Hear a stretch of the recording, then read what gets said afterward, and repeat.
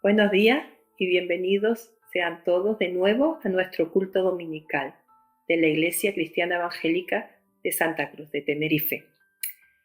Es una alegría y un placer poderles comunicar que, si Dios quiere, el día 5 de julio abriremos de nuevo las puertas de nuestro templo. Eso sí, con un protocolo especial que tendremos que cumplir debido a esta situación de pandemia que estamos viviendo, del cual se nos irá informando poco a poco durante estas semanas y días que quedan hasta ese día. Entre tanto, en el día de hoy vamos a disfrutar de este culto, vamos a compartir la palabra del Señor y también esta comunión virtual que ya llevamos durante unos meses teniendo. Bendito sea el Señor que nos ha dado estos medios y a las personas para poder realizarlo. En nuestro culto hoy estaremos reflexionando acerca de caminando hacia la frescura espiritual. En un primer momento, Daniel Santana tendrá la reflexión que se titula Peregrinos Rebeldes. Después de un tiempo de alabanza, nuestro pastor, don Benjamín Barba, continuará con otro tiempo de reflexión, que en este caso lleva por título Del corazón endurecido a la frescura espiritual. Deseamos y estamos orando para que este día sea de bendición, que Dios nos hable a través de su palabra a nuestra necesidad y a nuestro corazón, y que realmente sea un tiempo de regocijo para nuestras vidas. Como siempre, vamos a empezar el día de hoy con oración, con un tiempo de oración en donde se proyectará en la pantalla 3 temas de oración, uno de confesión, otro de petición y otro de acción de gracia. Les animamos a que durante ese tiempo realmente como familias puedan tener ese rato de oración. Que el Señor les bendiga y que en el día de hoy el nombre del Señor sea glorificado. Bendito sea Dios.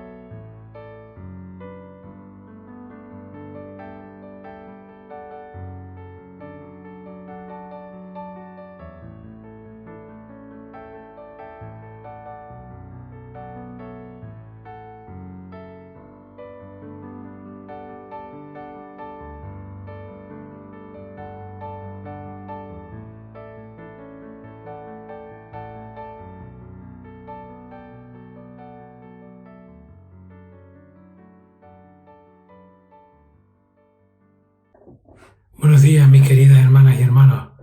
Es un gozo y una alegría para mí este domingo poder compartir con ustedes algunas de las enseñanzas y reflexiones que puedo realizar en la Escritura, en la palabra del Señor. Cada vez más me gustan las historias de la Biblia porque al menos yo me veo reflejado en muchas de las circunstancias muy similares a las que normalmente en nuestra vida diaria pasamos. Estoy comenzando a leer el 5.º libro de la Biblia, el libro de Deuteronomio, y he podido, a través de los libros anteriores, hacer un repaso de toda la historia del pueblo de Israel. En este momento histórico en el que estoy leyendo, el pueblo de Israel está a las puertas de la tierra prometida. La tierra que el Señor le había prometido en un primer momento a Abraham y que después de cientos de años esta promesa se cumple. Pero también he podido leer la liberación del pueblo de Israel la liberación poderosa realizada por Dios del pueblo de Israel de la esclavitud de Egipto. Elizabeth hace algunos domingos estuvo compartiendo con nosotros en una predicación que para mí me pareció magnífica sobre el tiempo que el pueblo de Israel estuvo, los 40 años que estuvo en el desierto. Y ella, se los quiero recordar, nos decía que Dios convierte el desierto en un lugar de prueba, Dios convierte el desierto en un lugar de encuentro, Dios convierte el desierto en un lugar de proclamación y que del desierto se sale fortalecido.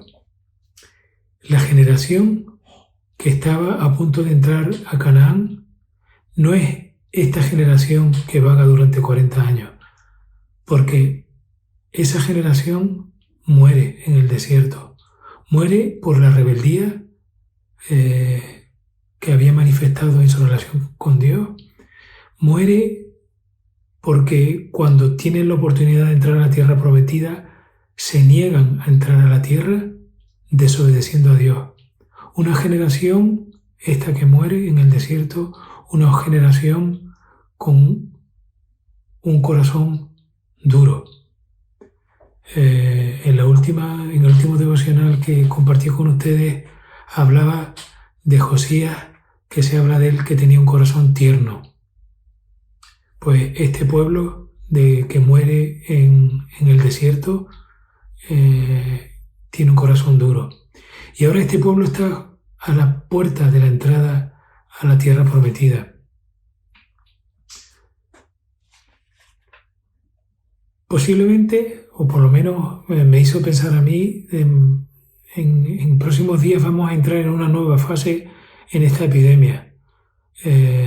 La han llamado la nueva normalidad. A mí no me gusta demasiado, pero sin duda es una situación absolutamente nueva para todos. No sé si podemos decir que vamos a entrar a la tierra prometida, pero sí que vamos a enfrentar a nuevas circunstancias. Y en esta mañana me gustaría que pudiésemos pensar si en esta nueva situación que vamos a entrar, el mensaje que quiero transmitirles en esta mañana cabe. El pueblo de Israel va a entrar a la tierra prometida, nosotros vamos a entrar en una nueva etapa y lo que vamos a estudiar en esta mañana yo lo he resumido en 5, aunque en realidad son 8, pero la primera está subdividida en 3, son 5 tentaciones que el Señor avisa al pueblo de Israel en los primeros capítulos de Deuteronomio. 5 tentaciones a las que podemos vernos sujetos ahora en próxima fecha, pero que nos vemos sujetos, yo creo que a lo largo de toda nuestra vida como cristianos. Las he resumido en 5, pero en realidad, como van a poder ver, son algunas más. Porque la primera, a su vez, se subdivide en 3. La primera tentación de la cual el Señor avisa al pueblo de Israel es olvidar al Señor. Dice en Deuteronomio 8:11, cuídate de no olvidar al Señor dejando de guardar sus mandamientos. Olvidar al Señor y sus mandamientos. Olvidar que el Señor los liberó de la esclavitud de Egipto. Dice en Deuteronomio 6:12, entonces ten cuidado, no sea que te olvides del Señor que te sacó de la tierra de Egipto, de la casa de servidumbre. Olvidar al Señor y sus mandamientos, olvidar que el Señor los liberó de la esclavitud de Egipto. Y el tercer olvido, estamos en la primera tentación, es olvidar que tenían un corazón rebelde. Dice en Deuteronomio 9:7 y un poco más adelante en los versículos 22 al 24. Acuérdate, no olvides cómo provocasteis a ira al Señor. Vosotros habéis sido rebeldes desde el día que les conocí. Rebeldes al Señor desde el día que les conocí. Así que la primera advertencia, La primera tentación a la que se pueden ver sujetos el pueblo de Israel es olvidar al Señor y sus mandamientos, olvidar que el Señor fue quien los sacó de la esclavitud de Egipto y olvidar que tenían un corazón rebelde. La segunda tentación es la tentación de seguir a otros dioses. Y dice en Deuteronomio 11:16 y Deuteronomio 6:14: cuidaos que no sea que el corazón les engañe para seguir a otros dioses. No seguirás a otros dioses, a ninguno de los pueblos que os rodean. Tim Keller nos dice en uno de sus libros que es un ídolo. Es algo que es más importante para usted que Dios.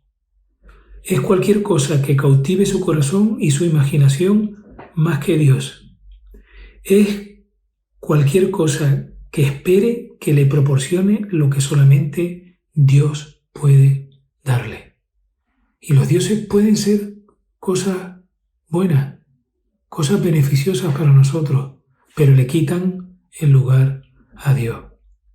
O sea que la primera tentación, que la hemos dividido en tres: olvidar al Señor y sus mandamientos, olvidar que el Señor los liberó de la esclavitud de Egipto, olvidar que tenían un corazón rebelde.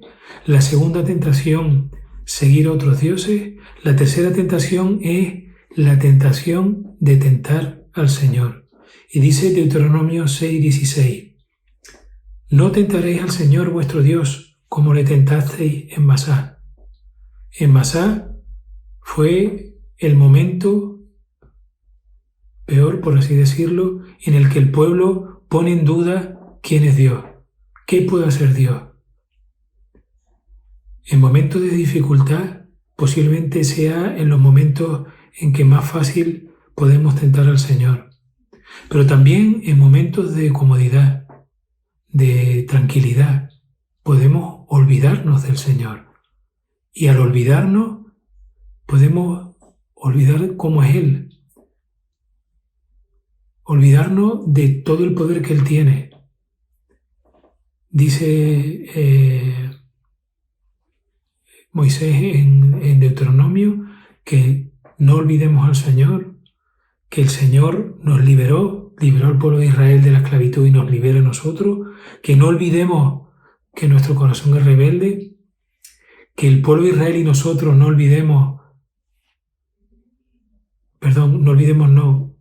sigamos a otros dioses.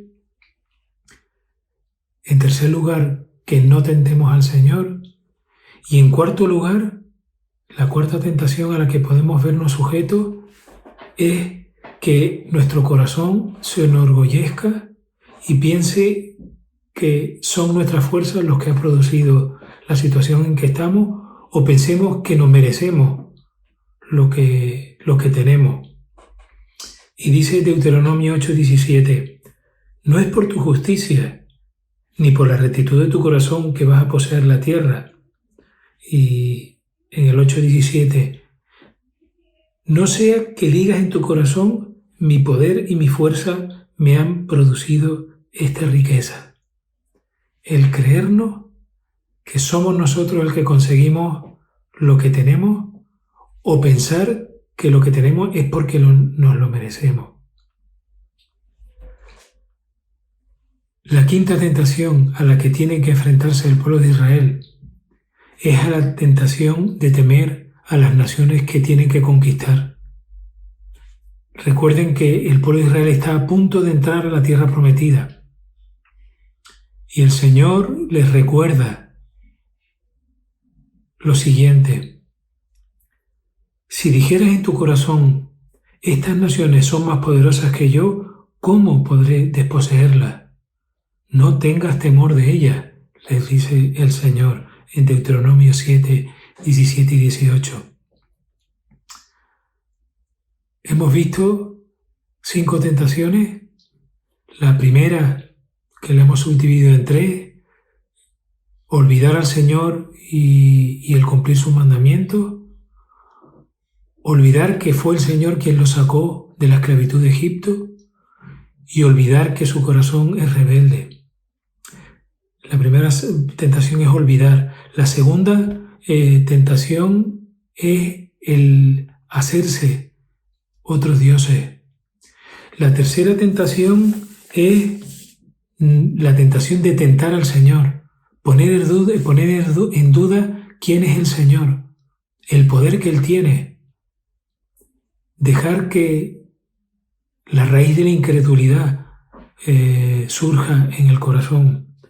La cuarta tentación es dejar que el corazón piense que lo que han conseguido, lo han conseguido por su propia fuerza o porque se lo merecen. Y la quinta tentación es la tentación de temer a las naciones que van a enfrentar en esa conquista. Pero podemos, los que vivimos en este siglo, en el siglo XXI, tenemos a alguien que tuvo que enfrentarse también a la tentación, a Jesús. Jesús tuvo que enfrentarse a la tentación precisamente en el momento en que tenía que comenzar su ministerio. Es tentado fuertemente,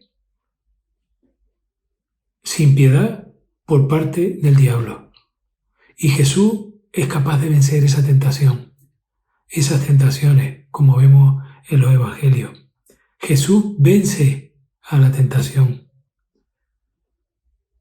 No solo en ese momento, sino todas las tentaciones que van surgiendo a lo largo de toda su vida.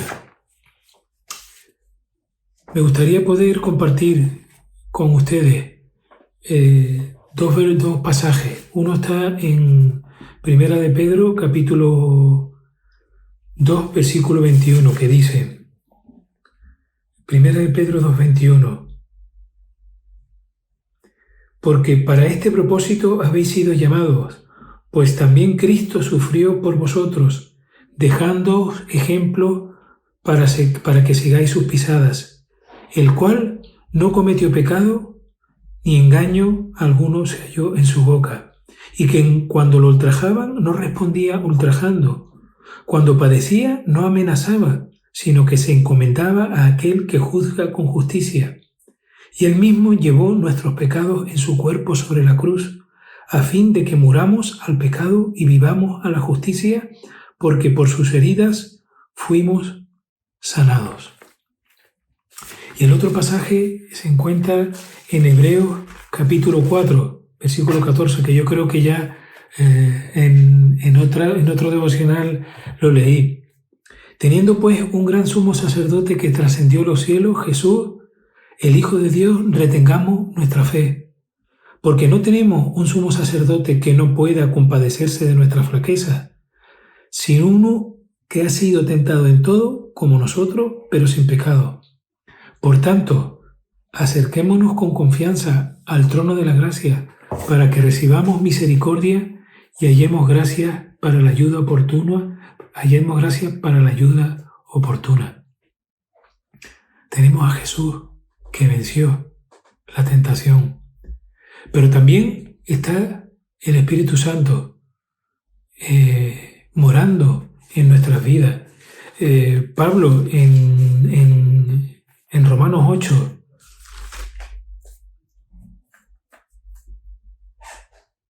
nos dice, Romanos 8:15, porque todos los que son guiados por el Espíritu de Dios, los tales son hijos de Dios. Pues no habéis recibido un espíritu de esclavitud para volver otra vez al temor, sino que habéis recibido un espíritu de adopción como hijos, por el cual clamamos, Abba, Padre. El Espíritu Santo en nuestra vida nos da la victoria sobre las tentaciones. Tenemos los medios para afrontarlo. Así nos dice Pablo en Efesios, nos recuerda, fortaleceos con el Señor y con su fuerza poderosa. Efesios 6:10. Pero también nos tenemos los unos a los otros. No estamos solos. Somos un ejército de cristianos, un ejército de personas redimidas por Cristo, los cuales podemos apoyarnos los unos a los otros para vencer estas 5 tentaciones. Les quiero animar en esta mañana a que pongamos nuestra mirada en Jesús, nos fortalezcamos en el Espíritu Santo, tomemos toda la armadura y nos apoyemos, oremos por unos por otros, nos animemos, nos edifiquemos, los cristianos, este ejército que el Señor está formando de salvados. Que el Señor nos ayude en este día y nos ayude en esta nueva etapa que comenzamos para poder vencer todas estas tentaciones de las cuales tenemos aviso y de las cuales podemos vencer. Que el Señor les bendiga.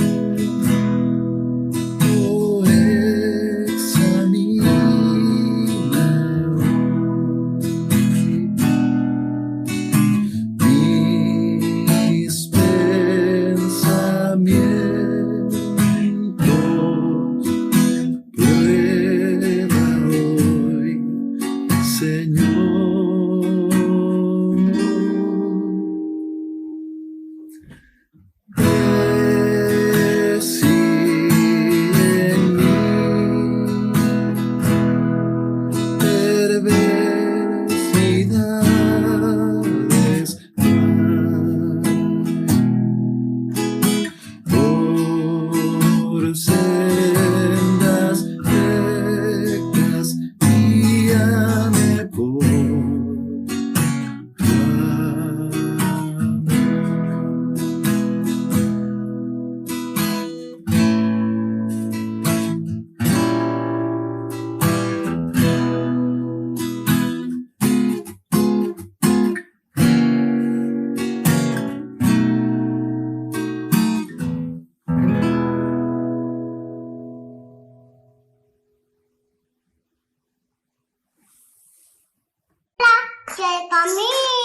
Y yo Mavis. Y yo Brian. Y hoy vamos a cantar una canción. Okay.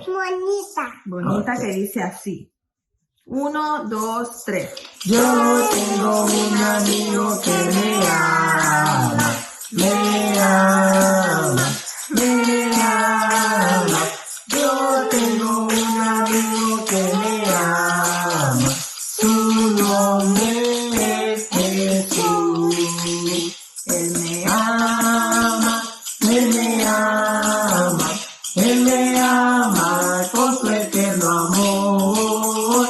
Él me ama, él me ama, su nombre es Jesús. Gracias.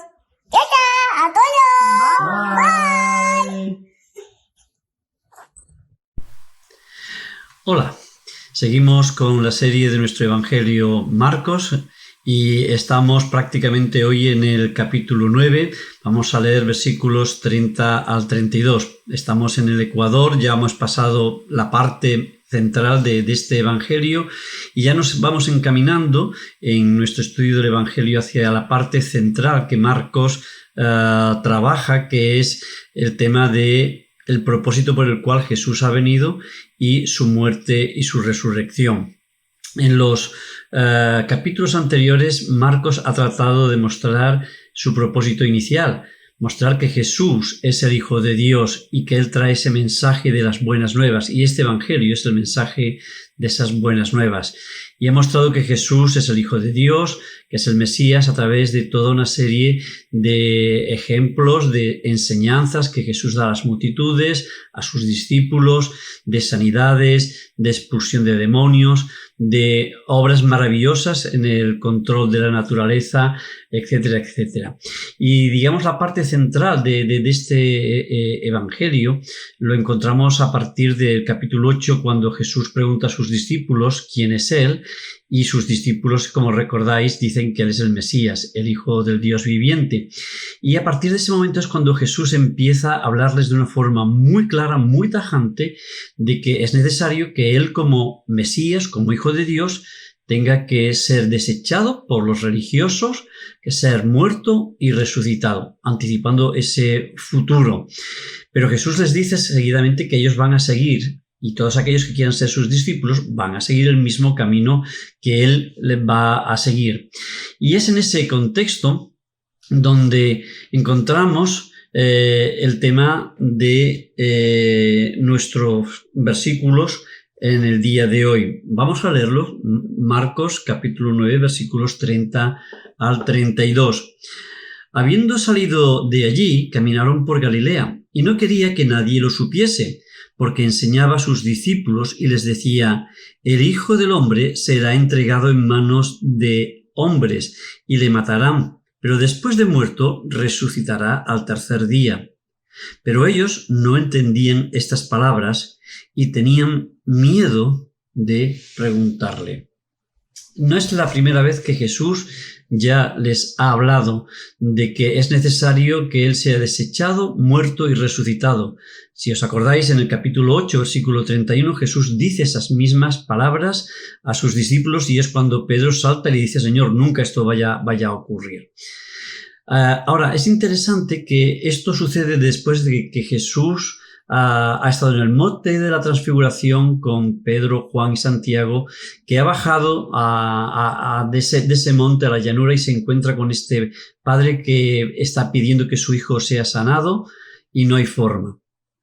Y es en este contexto que Jesús ahora quiere centrarse de forma especial en sus discípulos. Jesús está dejando ya a un lado lo que son las multitudes. Hasta este momento, Marcos se ha centrado mucho en cómo Jesús está trabajando con las multitudes, cómo les habla a las multitudes, cómo les enseña que el reino de los cielos se ha acercado, y les está demostrando con obras maravillosas su poder para que le reconozcan como el Mesías. Pero ahora Marcos se centra más en esa etapa final en la que Jesús quiere centrarse en sus discípulos, y por eso los lleva aparte, para estar a solas con ellos. Y la enseñanza y el tema central de esta conversación se reitera en que es necesario que Él muera, pero aunque sea desechado, muera y sea resucitado. Y en todo esto es interesante la reacción de los discípulos, que nos dice que ellos no entendían estas palabras y tenían miedo de preguntarle. Esto nos recuerda algo que ya previamente había pasado, y lo encontramos en el capítulo 8 de este Evangelio de Marcos, en el versículo 17, cuando Jesús les está hablando nuevamente de una forma muy dura, y dice: y entendiendo Jesús de lo que estaban hablando en cuanto al pan, aquel que no se habían acordado de coger el pan para traerlo de la travesía, y entendiéndolo Jesús les dijo: ¿qué discutís? ¿Porque no tenéis pan? ¿No entendéis ni comprendéis? La misma expresión que encontramos en este mismo versículo 32 del capítulo 9. Y fijaros, ¿aún está endurecido vuestro corazón? Lo que en esta ocasión, en este relato del capítulo 9, versículos 30 al 32, encontramos nuevamente una nueva descripción de ese corazón endurecido en los discípulos. La pregunta es: ¿cómo se endurece ese corazón? Quisiera traer 3 ejemplos de cómo el corazón de aquellos discípulos estaba endurecido, pero a la vez también cómo ese corazón endurecido cambió. En primer lugar, estaba endurecido porque no estaban llenos del Espíritu Santo. Acordaros que cuando en Hechos capítulo 2 son llenos del Espíritu Santo, empiezan a hablar con denuedo la palabra del Evangelio.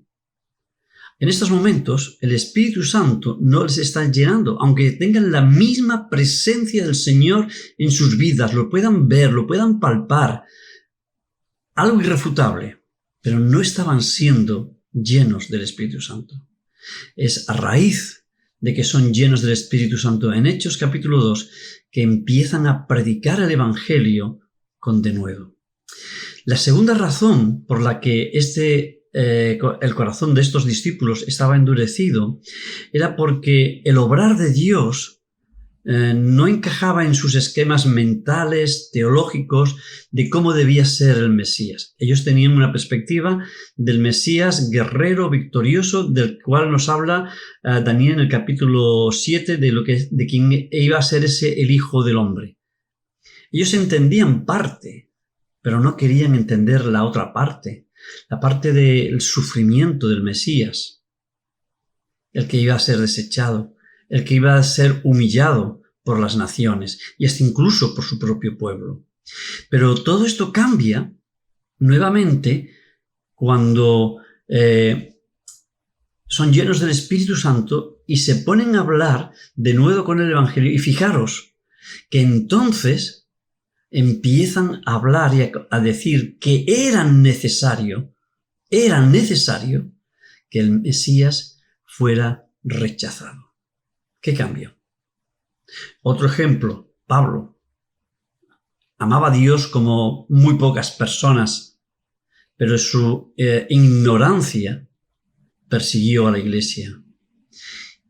Pero cuando abrió la luz del Evangelio y el Espíritu Santo vino a su vida, ese corazón endurecido hacia Jesucristo cambió por pasión. De forma que nuestro corazón o el corazón de los discípulos se endurece en primer lugar cuando no hay llenura del Espíritu Santo. En segundo lugar, cuando ese corazón se endurece porque Dios no obra de la forma en la que esperamos o en lo que en nuestro esquema teológico entendemos que Dios tiene que obrar y cómo va a obrar. Pero en tercer lugar, este corazón se endurece cuando se desaprovechan las oportunidades que Dios nos concede para que nuestra fe sea robustecida. Me remito al ejemplo que hay en el pasaje justo anterior a este en el que estamos meditando. Ese encuentro que ya hemos comentado en la semana pasada de este padre con su hijo endemoniado y además enfermo con epilepsia. Y los discípulos, en lugar de estar orando y clamando a Dios para que Dios pudiera obrar con poder y sanar a esta persona, a este niño, se encuentra Jesús discutiendo con los escribas sobre la naturaleza del motivo del demonio y por qué aquel demonio no salía de aquel muchacho cuando Jesús les dice generación incrédula. ¿Por qué? Porque no estaban haciendo lo que aquel padre hizo con Jesús. Jesús le dice, si tú crees, es posible. Y el padre dice, yo creo, pero reconozco mi incredulidad. Reconozco que mi fe no está lo suficientemente ejercitada. Por eso, ayúdame en mi incredulidad. De ahí que cuando se ejercita esa fe, desaparece ese endurecimiento.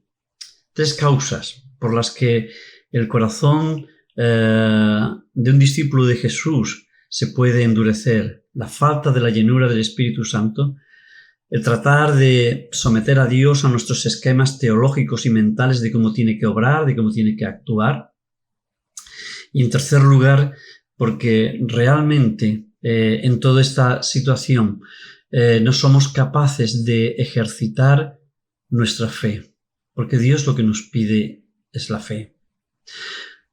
Fijaros que lo que estaba controlando a estos discípulos no era la llenura del Espíritu Santo. ¿Qué era? Vamos a volver nuevamente a leer el versículo 32. Pero ellos no entendían estas palabras y tenían miedo. Miedo de preguntarle. El miedo es lo que hace endurecer el corazón de aquellos discípulos. Y no solamente les hace endurecer el corazón hacia estas palabras que Jesús les estaba diciendo de que era necesario que Él fuera desechado, muerto y resucitado. Ese endurecimiento va más allá. Va más allá porque les lleva a ellos a rechazar que ser un discípulo de Jesús implique negarse a sí mismo, tomar la cruz y seguirle cada día, como dice en el versículo 34 del capítulo 8, y que Jesús ya lo había asociado. El miedo, en lugar de acercarnos a Jesús, precisamente nos aleja de Él. Y nos hace correr ese miedo en busca de una seguridad, de una estabilidad que es falsa. Pero ahora, nosotros como discípulos de Jesús podemos superar precisamente ese miedo. Precisamente lo superamos cuando vamos a Jesús y le abrazamos. Y le abrazamos desde nuestra sinceridad, diciéndole, Señor, ayuda en mi incredulidad. Yo sé que tú quieres lo mejor para mí, pero mi fe no está lo suficientemente fortalecida para lo que tú me estás pidiendo. Por eso te pido que tú me ayudes. Pero no solamente pido que tú me ayudes, sino que anhelo ser lleno de tu Santo Espíritu, que mi vida sea controlada por Él, que mis emociones, mis pensamientos, mis deseos, mi voluntad sea precisamente gobernada por tu Santo Espíritu, lo mismo que las acciones. Y estoy dispuesto, Señor, a seguirte. Esta es la forma de combatir precisamente ese miedo que nos limita. Muchas veces vivimos en estados de miedo, de ansiedad, de angustia que nos paralizan. Y nos paralizan para ir a Jesús. No nos paralizan para ir a otras fuentes de agua. Nos paralizan para ir a Jesús y reconocer nuestra necesidad. Por eso, hermanos y hermanas, nuestro corazón se endurece. Se endurece porque o bien no estamos llenos del Espíritu Santo, o bien sencillamente porque Dios está obrando de una forma diferente a la que nosotros pensamos o esperamos, pero también nuestro corazón se endurece por otras causas que son la falta de ejercitar esa fe. Por eso acudamos al Señor, sabiendo que Él no nos va a recriminar, que Él no nos va a reprochar la falta de nuestra fe, sino todo lo contrario, se va a sentir orgulloso de que seamos conscientes de que seamos conocedores de dónde está nuestro límite. Y al venir a Él, y al abrazarnos a Él, y al sentir su abrazo, nuestra fe se va a sentir fortalecida. Vamos a ser llenos del Espíritu Santo y nuestros esquemas los vamos a dejar a un lado, porque vamos a estar confiados en que Él va a hacer lo que es bueno para nuestra vida. Que el Señor nos bendiga.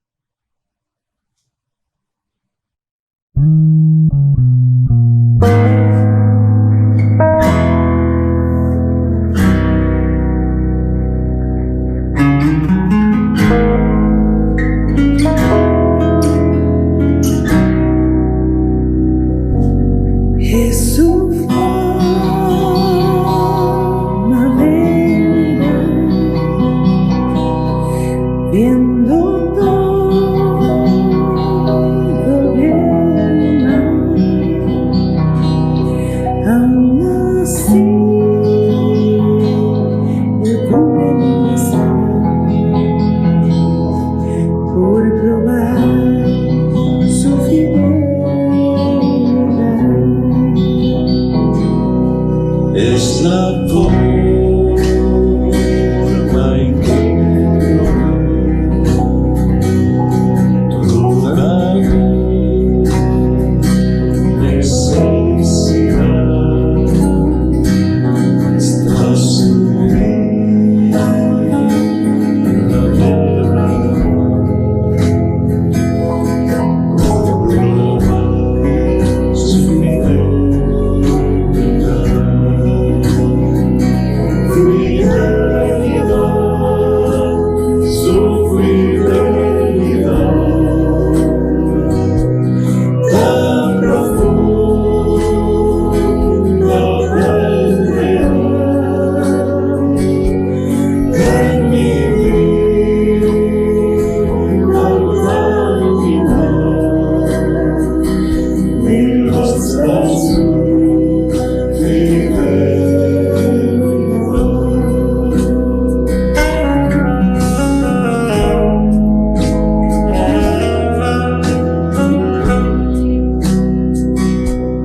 Jesús.